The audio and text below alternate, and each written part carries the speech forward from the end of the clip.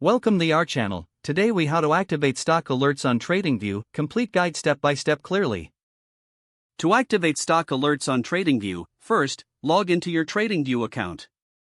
Once logged in, navigate to the chart section by selecting a stock or asset of your choice. Look for the alerts icon on the right side of the screen.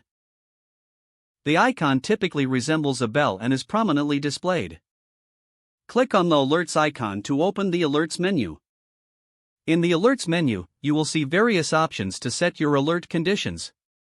Choose the condition type you want for your alert, such as price movement, technical indicators, or custom conditions. If you select price, enter the specific price level at which you want to be alerted. You can also choose whether you want the alert to trigger when the price crosses above, below, or reaches the specified level. For additional customization, set the expiration date for your alert. You can choose to have your alert live indefinitely or set a specific time frame. Next, configure the notification method for your alert. You can select from options like email, SMS, or app notifications. If you want to add a unique message to your alert, enter it in the designated text box. After completing your settings, review them to ensure everything is accurate. Once satisfied, click the Create Alert button to activate it. Your alert is now set, and you will receive notifications based on your specified conditions. To manage your alerts, return to the Alerts menu at any time. Here, you can edit, delete, or view your active alerts as needed.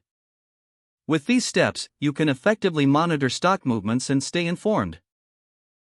Enjoy trading with your new alert system on TradingView. If the page does not load, refresh the browser or try again in a private or incognito window. Make sure you are using the correct email address, then retype it carefully to avoid small typos. If your password is not accepted, use the reset option and create a new strong password you can remember.